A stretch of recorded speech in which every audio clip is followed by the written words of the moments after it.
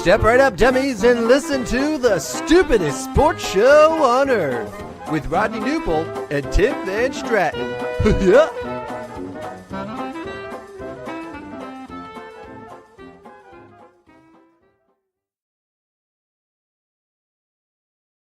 Well, hello, dummies, and welcome to episode number 133 of the Stupidest Sports Show on Earth. My name, as you all know, is Tim, the King of Sting Van Stratton.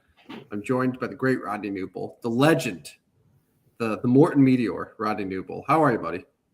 I'm good, man. Aloha. Aloha to you. How's the island? On assignment. Yeah, man. We're on assignment again. It's good. I hear it's cold back home. I don't miss it. It's a terrible place, and I'm happy to be thousands of miles away from it.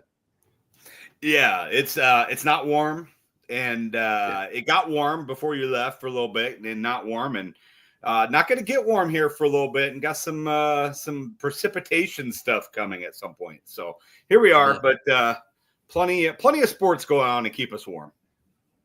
Absolutely, and yeah, you just flashed it on the screen, but our guy Dan is here for the first time in like a couple months.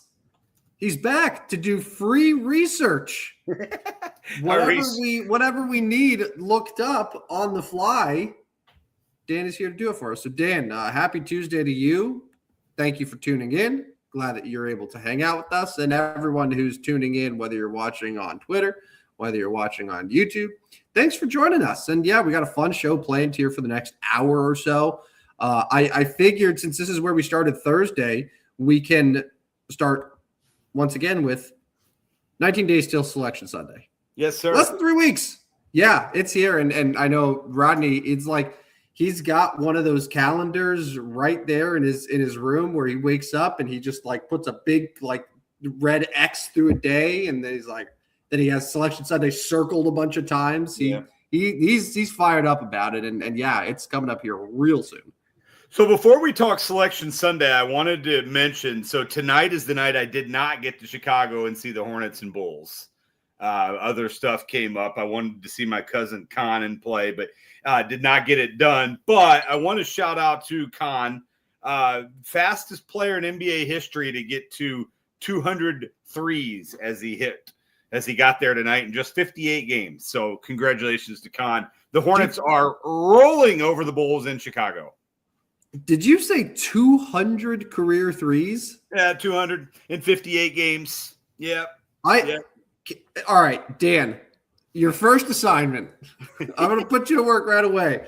I want you to go and tell me how long it took Larry Bird to make 200 three-pointers. So whether that's the number of games or like what season, but like I want you to find out how long it took Larry Bird specifically to hit 200 three-pointers. And then if that number isn't fun enough, then do Michael Jordan. Let's just for fun. Just for fun. I know Michael wasn't a shooter, which is why I chose Larry Bird here. But yeah, I'm just curious. But that's incredible, man. And yeah, you know what? I didn't remember that was today, that Hornets Bulls game. Yeah, 121-88. You would have been having a field day there tonight. You would have been having so much fun.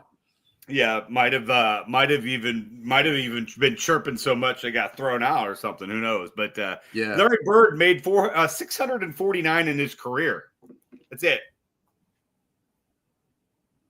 So these are like a third of the way to Larry Bird's career total. Con Knipple.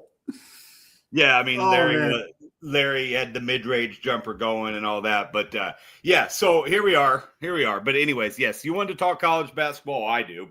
But you had it set up for that 19 days until Selection Sunday. As you said, you are correct there.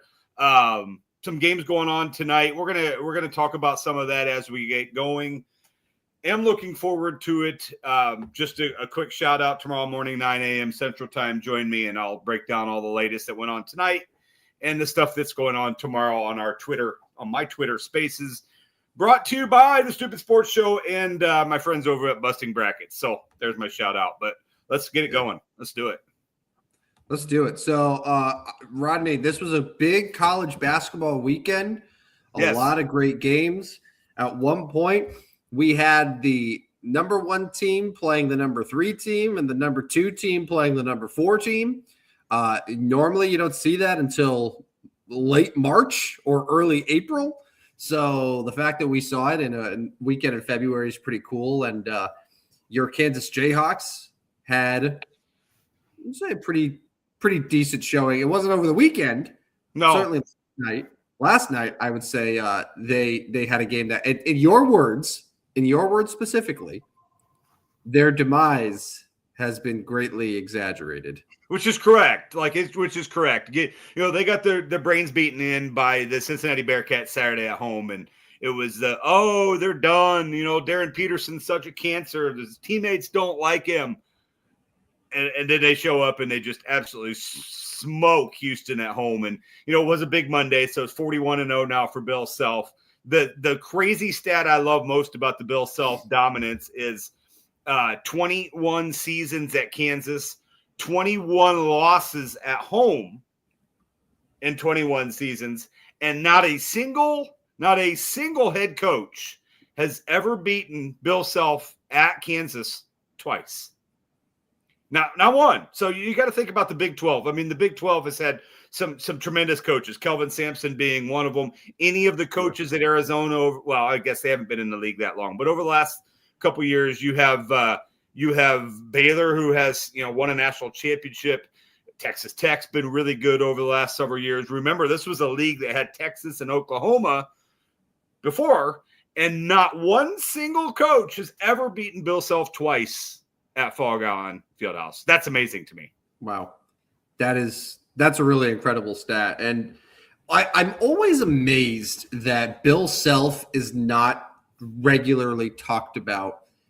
And maybe this is just my interpretation, and if you disagree, feel free. But like when you talk about the all-time great college basketball head coaches, even of the last 25 years or so, everyone's going to Coach K. Everyone's going to, like John Calipari gets mentioned, I think, ahead of Bill Self. Like for whatever reason, Bill Self just doesn't get the same marketing or PR, I should probably say. And I feel like it's undeserved that he's not getting like the same recognition as some of those other guys, because that's incredible. Yeah, I mean, he's, if he can go another 5 years or so, he's going to be on the verge of 1,000 wins. I don't know how much longer he has. I mean, I mean, he looks great now. He had some health issues. He's probably going to continue to have health issues sporadically, as most college coaches that age do. But like, he still moves around well. I mean, like how, if he wants to keep doing it, gets to 1,000 wins But yeah, I mean, I think overall he is probably overlooked, a couple national championships, but and I know you love the year Bradley beat him, but he gets the they've been beaten early round. But every head coach has been beaten the early rounds. It's never really been the first round very often. Most of the time it's been second round. They fail to get to the Sweet 16, so on and so forth. But I'm with you. I think he's one of the best, if not the best, and they just keep finding ways to win. Now, the loss Saturday was puzzling, but they're still right back as a 2/3 seed in the NCAA tournament. Do you feel like, and this isn't going to be the Jayhawks hour, but like, do you feel like Kansas plays up to their competition and at the same time down to their competition? Because it feels like whenever they have a big ranked opponent, they're showing up, but then it's the losses to an unranked Cincinnati team that just sort of puzzle you. Yeah, and they also have losses to West Virginia and UCF. Yeah. Now, West Virginia is not going to make the tournament. UCF still probably could and very well might. Now, they also lost to UConn, Duke, and North Carolina this year. So, yeah, I think you're right for the most part. It is a little puzzling. Saturdays was so weird. Like, Darren Peterson played a lot of that game too, just wasn't great, and they looked pretty lethargic. Really, it was more of a classic look ahead game, kind of looking ahead at the Houston game. And I think that's going on a little bit right now with Arizona, because in a current game, Arizona's down 7 at Baylor. Now, this is not a very good Baylor team this year. Baylor 14-13. Yeah. Arizona and Kansas play Saturday, and which would mean if Arizona does lose this game at Baylor, Kansas has a chance of winning the Big 12 regular season with a win at Arizona. Yeah. So Lots of moving parts and lots of moving teams right now in college basketball. But after the last few days, there are a few teams in particular I wanted to highlight. It's not necessarily a game, but let's call it a fun segment. The TV people would be proud. This is stock up and stock down. First, stock up. And there's 3 programs that I want to get your quick thoughts on here. They're stock up. We have Duke, Nebraska, and Virginia.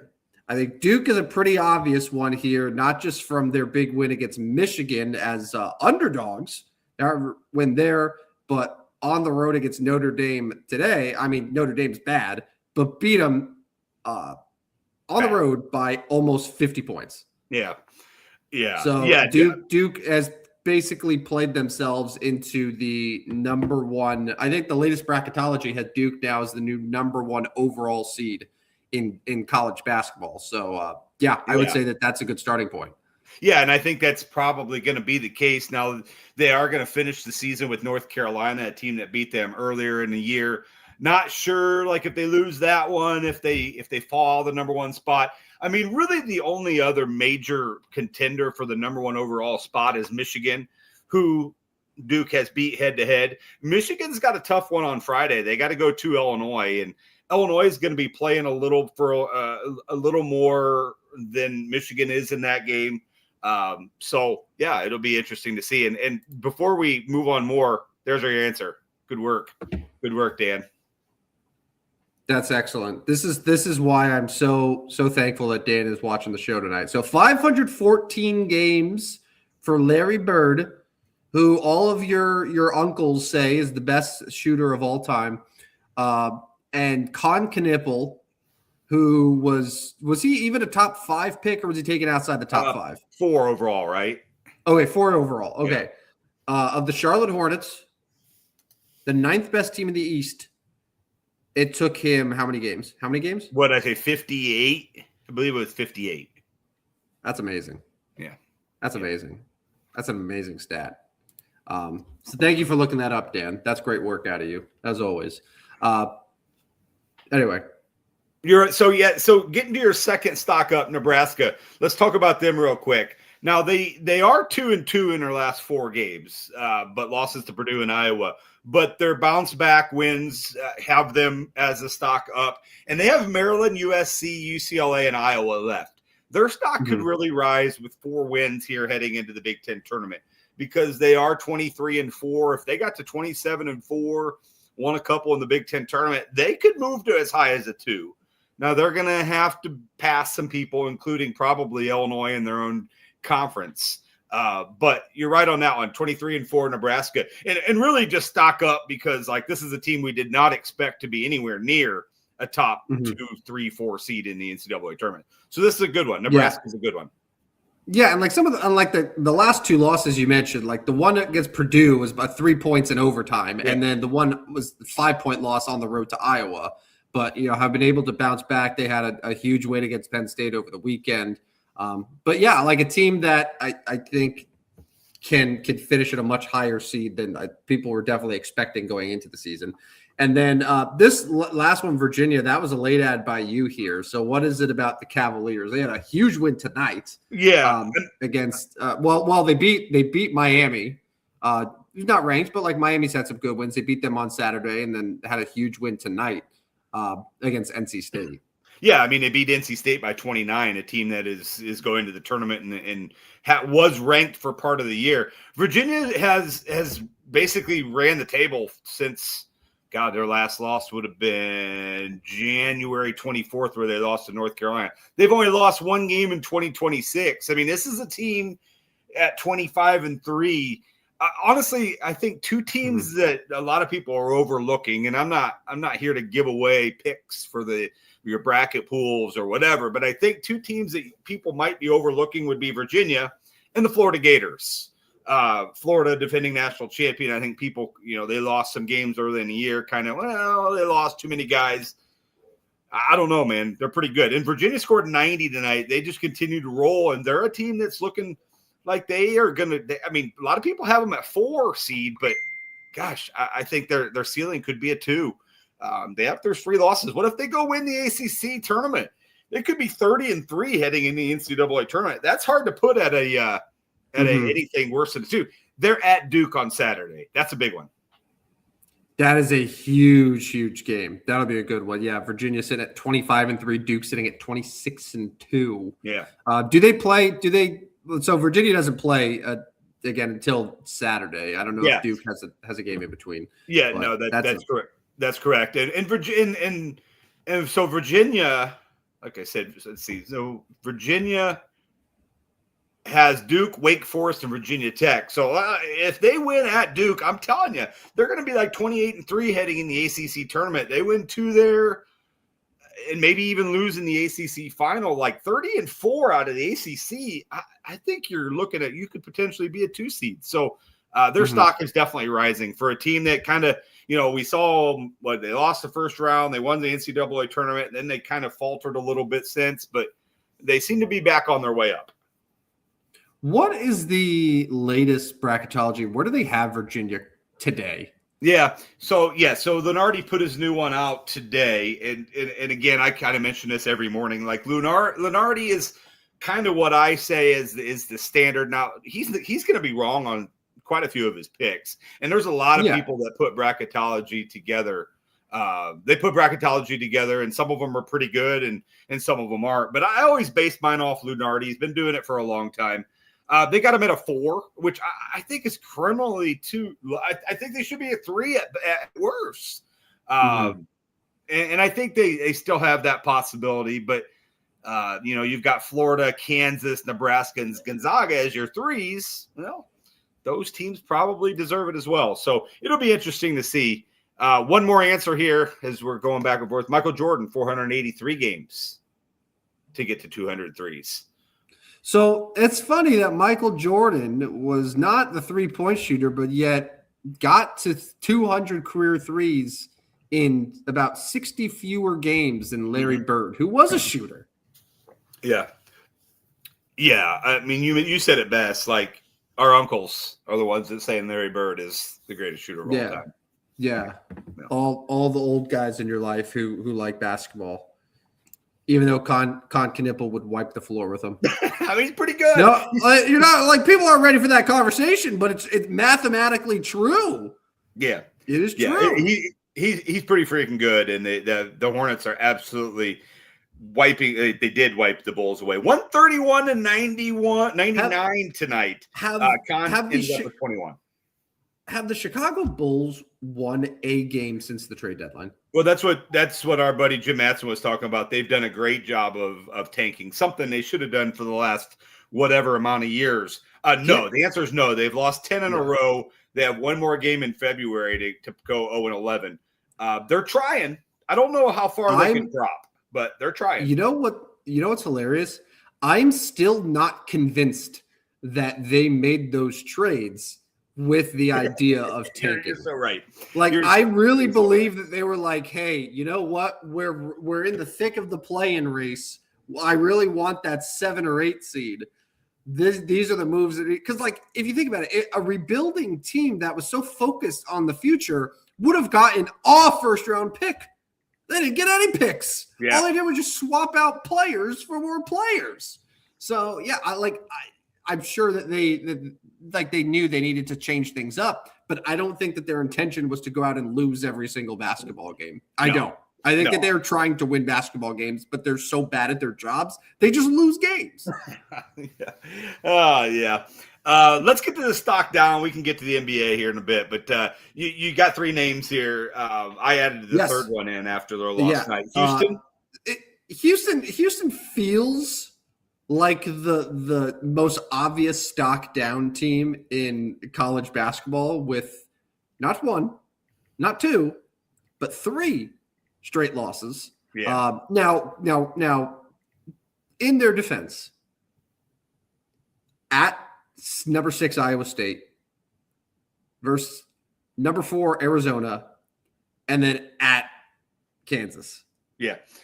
You're not going to say like, oh my God, those are cupcake opponents. No, like that is a 3-game stretch that is as difficult as you will find in any team's regular season. But that being said, this was a team that was in squarely in the national championship conversation for large parts of the year. Were they number one at any point this year? I'm assuming Houston, or maybe or two, like behind Arizona. I think they got the 2.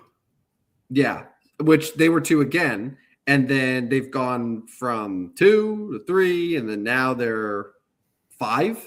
Yeah, and probably going down again because they were 5, I think, before the Kansas loss. So, like, yeah, what's going on there? Is this just a really tough schedule and it's late in the year and like, yeah, it'll be fine come March, or is it larger cause for concern? I'm not sure how good what their ceiling is going to be. Or I've you've quoted me before that Houston has dudes, and they do. But they find dry spells offensively that they haven't had over the last couple of years. They've lost a lot of good players from these good runs they've had. Got to the national championship game a year ago, and I just feel like they're losing offensive players. Their best scorer is a freshman. He's kind of going through being guarded real tough. So I don't know. Like I think Houston is a team that you don't necessarily want to play. But boy, if they go through dry spells, they have a tough time winning games. So I don't know. I feel like Sweet 16, Elite 8 could be their ceiling this year. Real quick, which total will be higher by the end of their careers? Con Knipple's All-Star Game appearances or LaMelo's car crashes? So it's 1-0 right now in favor of LaMelo. Con will make All-Star teams. Con will make All-Star teams. Yeah. Yeah, I think so. Like, yeah, I think so too. I'm already. I was seeing the other day that they're putting together like mock 2028 U.S. Olympic teams, and keep in mind this is still a couple years from now, but probably not going to have LeBron or Durant, like the older guys, and like Con Kniple is on those teams. Yeah. Like we're already shortlisting him as one of the 15 guys or so that's going to be playing in the Olympics for Team USA. At that point, it's safe to assume that he's going to be playing in some all-star games, which is pretty awesome. Yeah, I was a little taken aback when I did hear the Olympic news from Con already. And that's great. I'm not saying it's not deserved, but like that came fast. That he is on the short list to make the Olympic team. Yeah. And I don't think anyone expected it at all, but it's a great story. All right. Back to college basketball. I know we're kind of bouncing around a little bit. So Indiana, what are your thoughts there with the Hoosiers? Had a tough loss this weekend. Tonight, a terrible loss. They lost at home to Northwestern. You can't do that. If you want to make the big dance and you want to be a team that gets yourself in 72-68 at home to Northwestern, they're now 17-11. Yeah, not great for the Hoosiers. They were kind of on the bubble. They've lost 3 in a row now. Now Illinois, Purdue were okay losses, but they weren't competitive in either of those games. They lost by 20 at Illinois. They lost by 30 at Purdue. They've got Michigan State, Minnesota, and Ohio State left. They have to get 2. They could get all 3, and I think they could find their way in. They have to get 2 of these: Michigan State, Minnesota, Ohio State, and maybe 3. How gross is it that a team that's currently like 8 and 9 in the conference and 10th and just has been getting crushed of late, we're still talking about they're a bubble team. But yet Miami of Ohio is undefeated and they're barely cracking the top 25. Yeah, and that's what brings up and is Lenardi's bracket an 11 seed today. Yeah, that's the concern. That's the talk about why or should the field be moved from 68 to more. I don't necessarily think so. Because then you start getting like 15 and 14 teams that are on the bubble. Like, what are we doing here? Yeah. No, I'm with you. Miami, Ohio, they won again tonight and did it in convincing fashion. So to me, I mean, what happens if Miami, Ohio goes 31-0 and then goes 35-0 and wins the MAC? Like, where do you seed them? Where do you right? Well, Wichita State in the Missouri Valley, which is at this point has long been a 1-bid league. When they were undefeated, they were the 1 seed, and it was definitely a tougher schedule than what what Miami of Ohio has, but like that much tougher? Where Wichita State's a 1 seed and yet Miami of Ohio would be an 11? Right. Like, what are we doing here? Yeah. It doesn't make a whole lot of sense. That I don't understand whatsoever. Yeah. The last one is the St. Louis Billikens. They lost tonight on the road at Dayton, a team they beat by 25 earlier. St. Louis has 3 losses. They should still be in. I mean, out of the Atlantic 10. Atlantic 10 is not very good. I mean, they're a ranked team right now. Yeah, they're gonna fall. They're gonna fall out of the rankings after this loss. They were about 8 or 9 coming in. They're probably looking at a 9-10 seed and can't afford to keep losing. Their remaining schedule, they don't have too many games left, but their remaining schedule, host Duquesne, should win that one. Host Loyola should win that one. And then they're at George Mason, a 21-6 George Mason team. But even at that, they go 27-4. Let's say they lose to George Mason. I mean, even a conference tournament loss, 5 losses, you would think they should get in. So, but their stock is down because I think they moved from like an 8 seed to like a 9 or 10. They did have a big win on Friday at home against VCU, but this loss against Dayton, not great. No, not great. Any other teams that I didn't mention or that we haven't mentioned yet in the stock up or stock down that you want to give a highlight to before we move on? I don't necessarily think so. Obviously, let's see what Illinois does Friday against Michigan, because that was not a great loss to UCLA. Going on the road, up 22 and losing that one. So we'll see where they're at. A lot of people still have them 2-3. There's just a lot of teams that still have question marks that some of those will be decided this weekend. So no, I think we covered the main ones. All right. So real quick, wanted to talk a little NBA here. And well, we did talk some NBA, mostly Charlotte Hornets. Since I think we just need to face reality that every single show has some mention of the Charlotte Hornets now. That's what happens. Yeah. But there was an interesting story, which I think this was yesterday, where I said it to you guys. So it was Tom Haberstroh, and I've come prepared here. So there's an image that I'm going to pull up where Tom Haberstroh put out an interesting piece that basically showed that at this rate, Cade Cunningham of the Detroit Pistons might be the only legitimate MVP candidate who's eligible to be the MVP. The NBA, for those who don't know, in order to combat against players that are just sitting games due to load management or what have you, is saying that you can only win awards if you have played a minimum of 65 of the 82 regular season games. As of now, Nikola Jokic, Victor Wembanyama, Luka Doncic are all on pace to finish below the 65 games.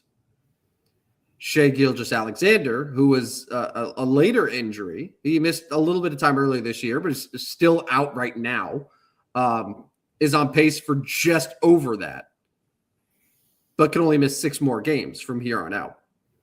Meanwhile, you have Cade Cunningham, who has only missed 6 games total for the year, on pace for 73 of the 82 games. So, Rodney, I will ask you, knowing this and seeing the sort of the layout here of how these MVP candidates and the games played pacing for them, why is Cade Cunningham still only plus 1,500 or so to win the MVP? Yeah, so I missed some of that there. Repeat what you're asking here, because it's kind of skipped out just real quick.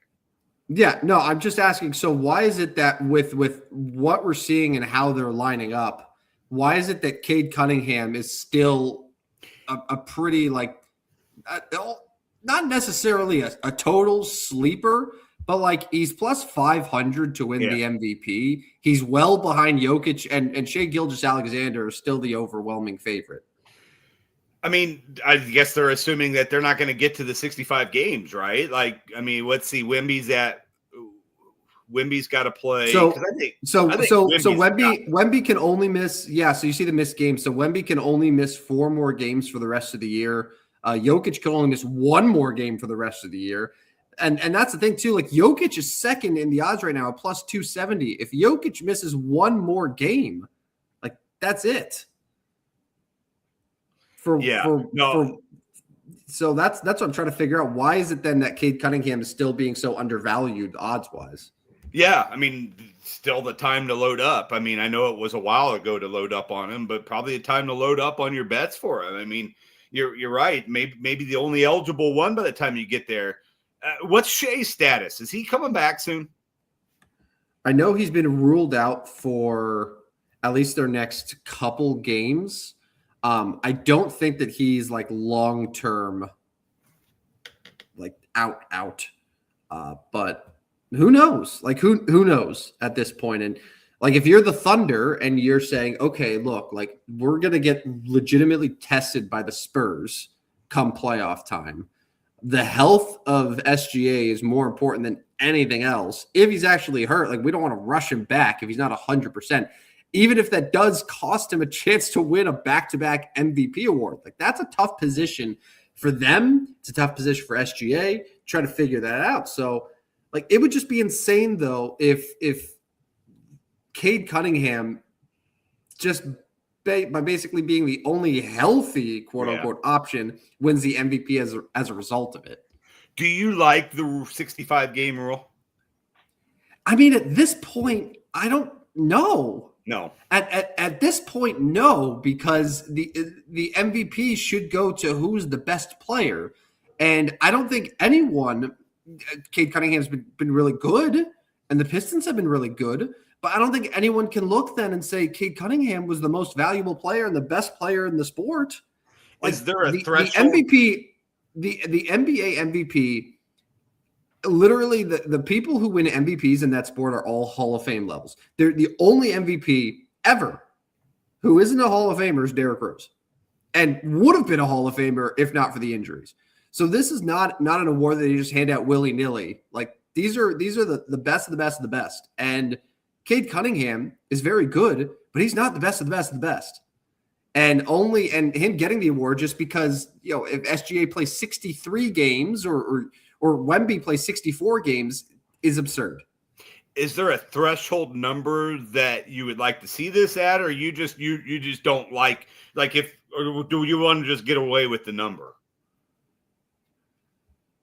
Who's the best player in the league? Like who is the best player in the league? Like regardless of whether they play 65 games or 60 games, like if the best player in the league will have the best numbers and be inherently valuable for their team. Like that's what it should come down to, even if they don't play a certain amount of games. Now, I'm not saying this means that, Nikola Jokic averaged 35, 15, and 12, but only played 40 games. Yeah, right. He missed half the season. Like, I think you have to give the voters a little bit of credit to say, hey, I think they'll know. They'll be able to know and figure out who deserves it. Like you don't need to put this rule in place to tell them.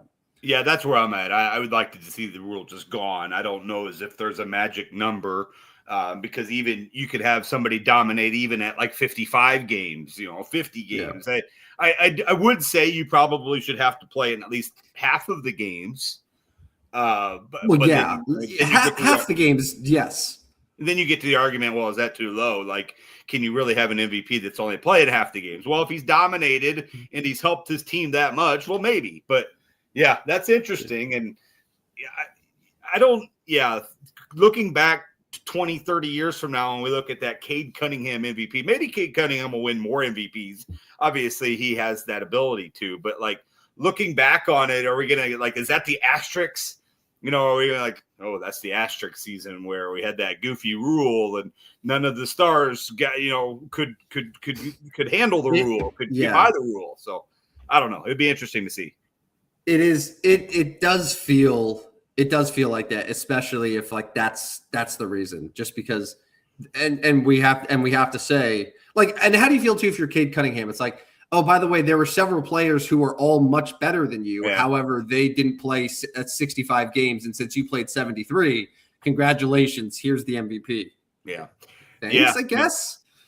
Yeah, thanks. I don't know. I know Dan mentioned Anthony Edwards' value bet at plus 25,000. I was going to throw on actually Jaylen Brown. He's currently 5th in MVP voting. He's at plus 3,000.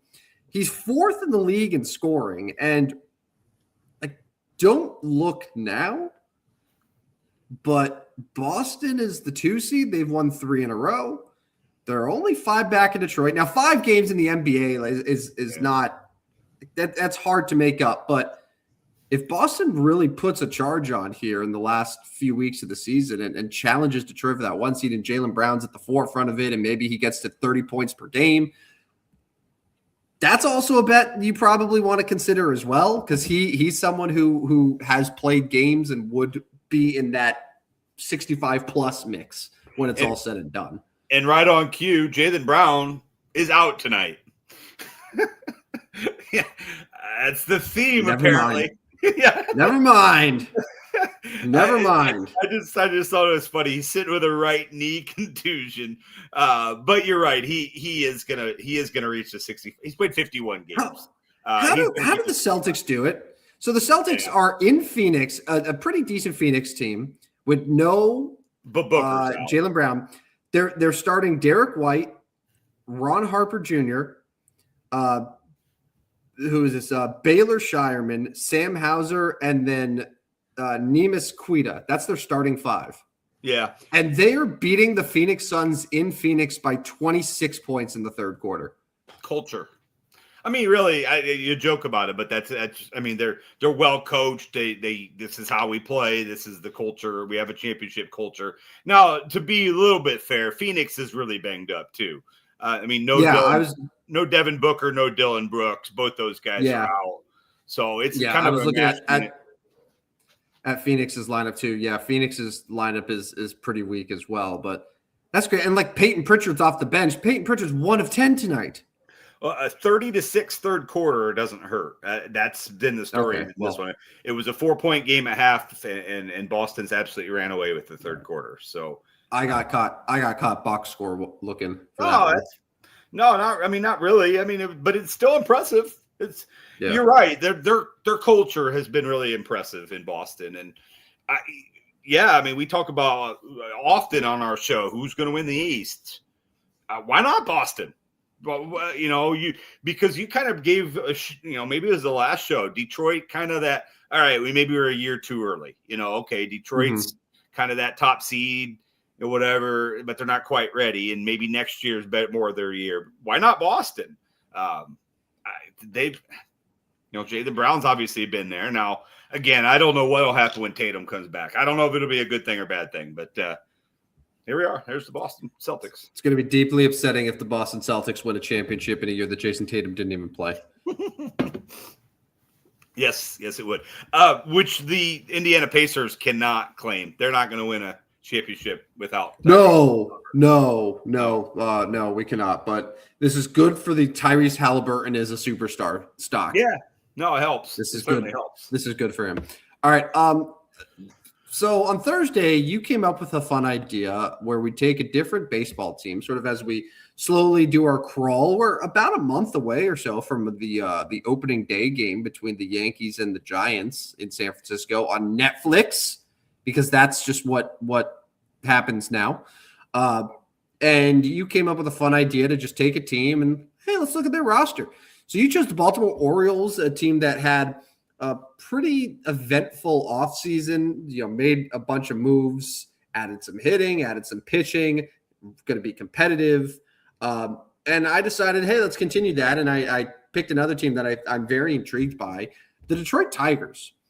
The Tigers had a very bizarre 2025 where they were leading the American League Central by as many as 15 or 15 and a half games. Yeah. And didn't win the division. Wild. But they did get their revenge on Cleveland in the wild card round. So I guess that's a win for them. But no team has had a larger collapse in the division than the Detroit Tigers.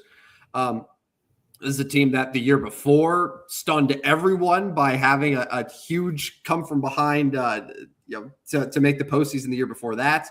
So like they have been now a playoff team back-to-back years. They went out this offseason and they made some pretty significant moves.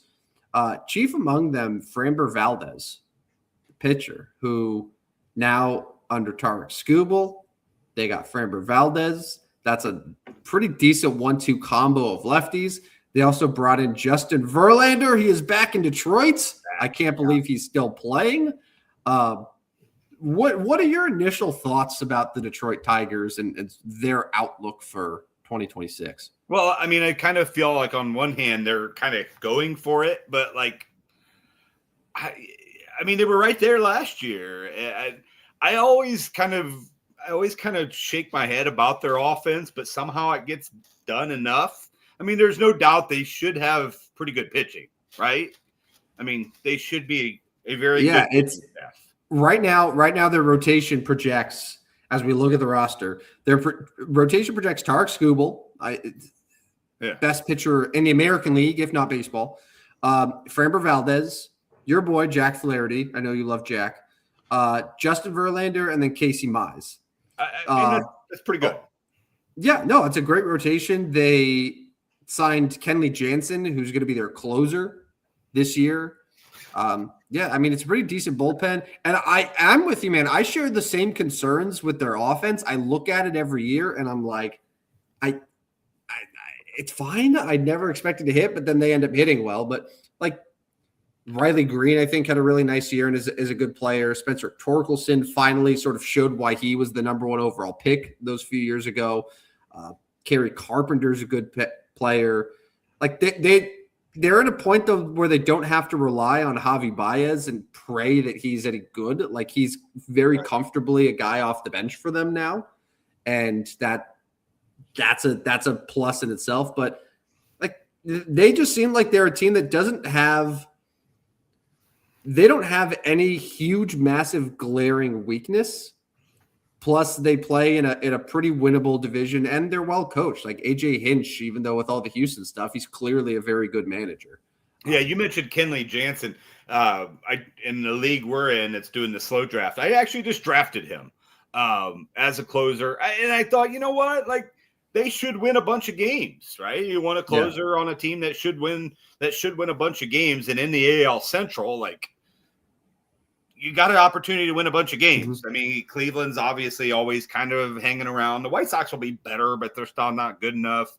Kansas City, we kind of saw, fizzle out last year. So, like, Detroit's probably the team that's going to win the AL Central, and why not use their closer? But, yeah, no, you listed off some names there. It seems like a bunch of offensive guys that are maybe better than they project or better than their hype is, and they get it done. So I like the Detroit roster. I think they're going to win a bunch of games. It should be a fun season for them.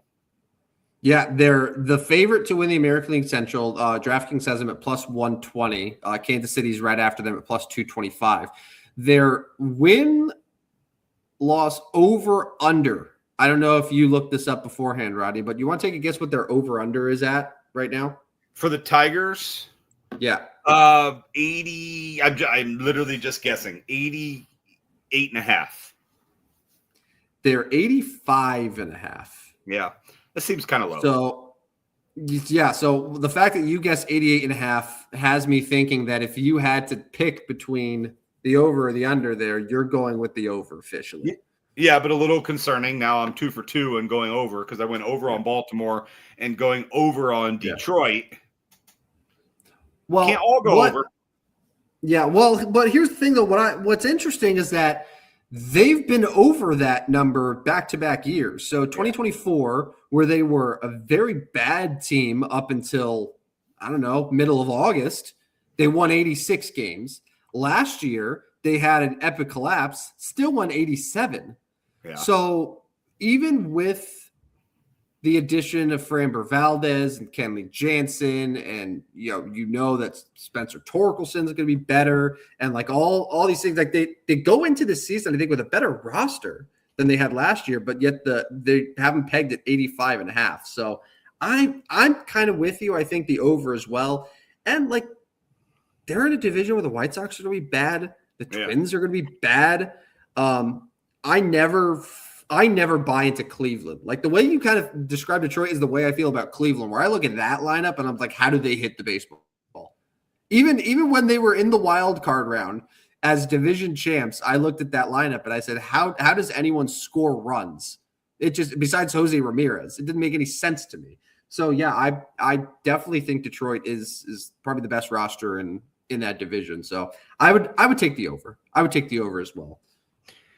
Yeah, no, and it should be a fun team to watch. And but you're getting the itch in me for baseball. I got to get through this NCAA tournament first. But like spring training games started, and I know we're kind of yawning on those, but like that means we're getting closer.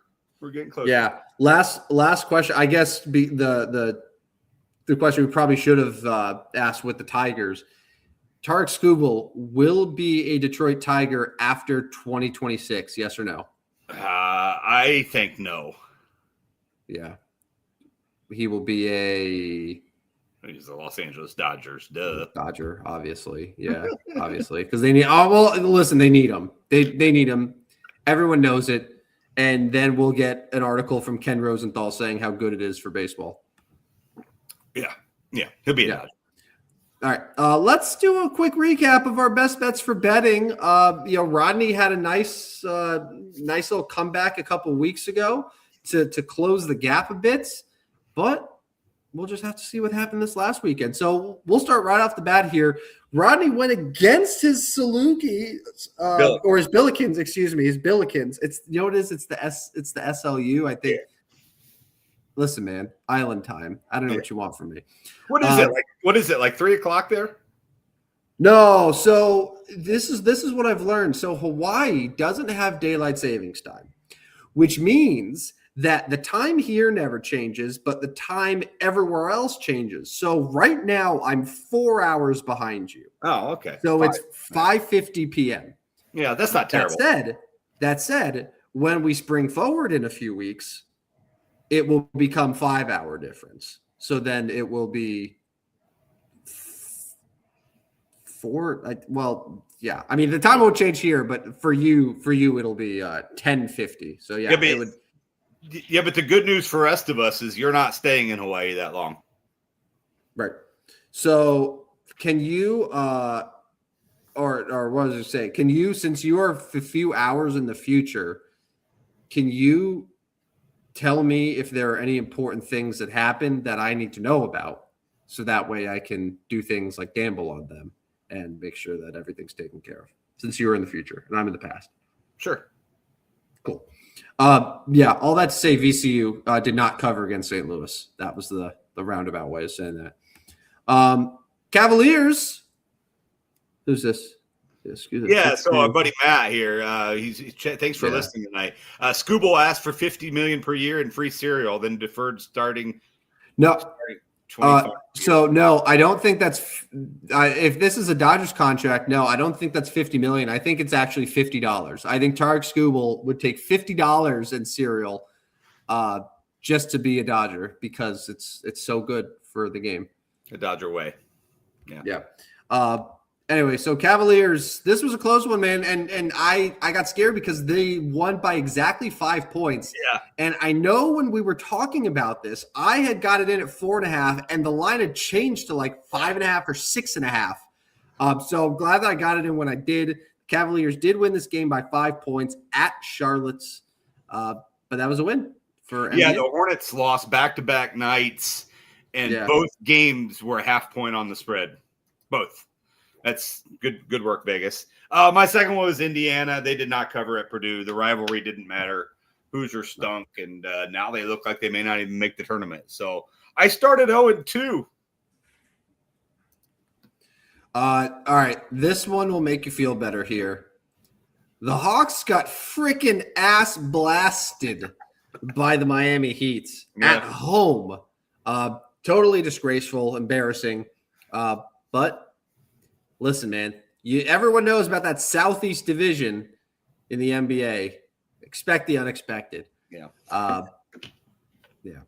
You nailed this one though, Grizzlies. Yeah, and your explanation, you were like two teams that are trying to lose for whatever reason. You just feel like this would be a game that the Grizzlies are going to play well, and yeah, they won comfortably here. Well, they were at home. They had 8 dudes score double digits in this game, led by Olivier Maxence Prosper. Oh yeah, of course. Yeah, he had 23 in the game. GG Jackson had 20. So I don't. Yeah, so I don't even know who's on this Grizzlies squad, but I picked them to win and they won. So good work, Grizzlies. Got the 1 and 2. I thought that Houston was going to bounce back. They did not. They lost outright to Arizona. Bad one for me. And it's funny because the thought process was, Houston, a defense-oriented team. Their win, it's going to be a slower pace. The under's going to hit, aligned with you. And the under did hit. It just was for the wrong reason. So you nailed the under in that game. I didn't get Houston. But I did get this one right to get back on the winning track here. I called this one BYU winning outrights against Iowa State. So that was a good win for the Cougars. And then you had the Dukies winning outright. I think you picked them to win outright too against Michigan. Yeah, I did. I got them on the money line and got them at 2.5 here. So after starting 0-2, I moved to 3-2, and you matched me with your last one. This one felt good. The gold medalists, the eventual gold medalists, Team USA, in their semifinal matchup against Slovakia. I think they ended up winning by 5 or 6 goals here. So to get them at -2.5 was a steal. So good job, Americans. Did you watch the game on Sunday, by the way? I saw the second period on, yes. Yeah, I woke up. I set the alarm for 3 a.m. Hawaii time and watched the entire game. That was fun, man. It was electric. I will say this. The Canadians are being a bunch of babies. My Twitter was all full of very, very sad Canadians who went from sad to just complaining and just talking about 3-on-3 is no way to determine who gets a gold medal. And they're all upset because how the hockey nerds will have stats like expected goals. The expected goals for the game was something like 6-2 in favor of Canada. Basically, Canada should have rolled them, and they just got goalie because Hellebuck was amazing, and that's the only reason. And yeah, it was just funny. Yeah. It was funny. I can't believe, by the way, Jordan Binghamton is a starting goaltender for Canada in a gold medal game and plays really well, and yet he's going to go to St. Louis and give up 6 goals every night. Are the Blues that bad in front of him, or does he just not care for his regular job and only wants to do well for his country? Yeah, I mean, I will give him credit that he was good for Canada, and even we got him to that overtime game, and I wouldn't call the game winner on him. I mean, it was basically the dude had an opportunity with not an empty net, but just needed to. No defender was in front of him. So, but yeah, no, shout out to him for doing well. All right. So after our best bets for betting, we both went 3-2 for the weekend. So Rodney gets to 500, but he does not gain any ground in the standings as I am 67-63. So I'm very happy for that Super Bowl, man. That Super Bowl was good. The lead, it was 5 at one point. I lost a lot of it very quickly, but we need to just stay focused, stay determined, and we'll get there. We'll win this thing. All right, let's wrap up the show here real quick with a quick remembrance. This is a new segment to replace our Mount Rushmore. It's called Let's Remember Someone. Hey, Rodney, do you remember Colt Brennan? I do, but boy, that is a blast from the past. Yes. I do remember Colt Brennan. I believe a Colorado Buffalo originally, right? Yes. Yes. Yeah. So Colt Brennan. This was purely because I am on assignment in Hawaii. So who better to honor today than a Hawaii Rainbow Warrior legend? But yeah, Colt Brennan had a stint with Colorado. He then went to Saddleback College, which I think is a community college in Mission Viejo, before then transferring to Hawaii. And of course, like everyone's going to remember him in Hawaii and the numbers that he was putting up. He was a Heisman finalist. I was devastated. This was like I was a kid. I was devastated that he lost the Heisman to some nobody named Tim Tebow. Right. But 3 years as the starting quarterback for Hawaii.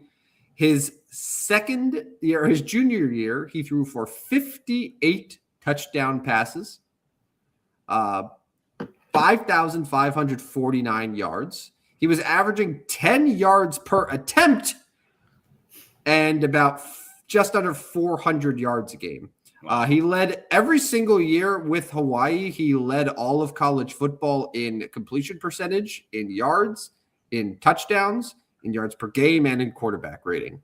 So 3 straight years, he was statistically the most prolific quarterback in college football. Not much of an NFL career. No, unfortunately, the success playing in Honolulu did not translate to the National Football League. He was drafted 6th round by Washington. I was there for a couple years. I don't know if he ever actually made any starts in the NFL. I don't think so. And then was a practice squad guy for the Raiders, then was playing up in Canada. At one point, he played for a team called the Los Angeles Kiss, an arena football team that played at the Honda Center in Anaheim. That was his last year playing any sort of professional football. The sad sort of story here is that he's someone who during his college career and then after that, like he had some legal issues, to put it lightly. And just had some issues, and then a few years ago passed away from I believe was a drug overdose. So like a very sort of troubled career, like it's kind of a troubled guy, but the numbers that he put up in Hawaii were legendary. I loved him when I was a kid. It was just one of those guys that any college football fan will remember. So just want to give a shout out to Colt Brennan. Shout out to you, Colt Brennan. Good college career. Good work. Not as fun as the Sean Elliott discussion from the other night, where we just went down the rabbit hole of the 1989 NBA draft. But hey, not every show is going to be a winner. Yeah, but bro, I told you in our group message that this has inspired me to like think of other random names and put them on my Twitter. Yeah. And that one that Tom Gugliotta's gone crazy on Twitter. Is it still doing numbers? It's not as much anymore. It died down a little bit, but it's over like 1,200 likes, bro. I don't like. That's hilarious. People love the Tom Gugliotta, and I got all sorts of almost 200 responses back from just random people about that people know. All right, I'll give you the numbers right now. I'm looking at it. Yeah. So it looks like 53,000 views, 1.3K, so 1,300 likes, 219 comments, and 65 retweets for you guys remember Tom Gugliotta tweet? You got a response. One of the responses was from his teammate with the Washington Bullets, Jim McIlvain. Yeah. Oh, that was probably my favorite one, actually, because I was like, dude, that dude played. And he did. Jim. I like this one. Absolutely the pride of Long Island before Wally Zerbiak. Yeah. No, there was several Long Island references. NC State. Yeah, I learned a lot, man. They just kept coming. And everybody was positive too. Nobody hated on the guy. That's what I'm saying. I'm going through and everyone is like super positive and like, so it's like, yeah, that was my dude. And like said, and then they're throwing out their own remembers. Like, no one it was like, of course I remember him, you dipshit. Who doesn't know Tom Gugliotta? No, like, it was, that I fully expected your replies to be full of that when I saw there was over 200 of them. But even the checkmark people were all like, hell yeah, I remember him. right? Like, you united the bots, man. You got the bots remembering the dude. So well done. Well done. No. I hope another one catches fire. Yeah, no, I get kind of randomly just think of guys throughout the day, and I'm not going to do them all at once. I'm just going to kind of spread them out. Dan wants me to do Michael Kadire, but like some of them aren't getting anything, and it's just fine. I'm not necessarily doing them all but like if Tom Gugliotta is going to bring out some love, like of course somebody else is, right? Michael Kadire, that's a good one. It's a good one. Mm-hmm. I'll put him on. Sorry, I'm just quoting you specifically here. So I just randomly think of guys throughout the day. Rodney Newpol. That's your words, brother. I mean, listen, I'm a journalist. You didn't say this was off the record. Oh, that's funny. That's funny. Anyways, it's probably about time to get out of here, don't you think? Yeah, well, I'm sure your mentions are going to be full of some interesting replies now that I just tweeted your quote. But yeah, let's get out of here. A couple of reminders. You can follow us at Stupid Sports Show on Twitter. There's no W at the end. It's not X. It's not X. Twitter. It's Twitter. Yeah, and a reminder that we don't have a Friday morning show anymore. We're on Thursday nights, 9 p.m. Central. So same time you watch us tonight, you idiots. Just do it again 2 nights from now. It's not that hard. And then in case you missed it, there's a barcode or QR code there wherever it is on the screen. Scan it. Subscribe to Rodney's Substack. He puts out like dozens of picks every single day right to your inbox. It's just sitting right there. Just make money. Do it. It's not hard. Seriously. So go on, get down with your bad selves. And yeah, that does it for the show. Thank you, Dan, for all of your contributions. We missed you. Thank you for your research.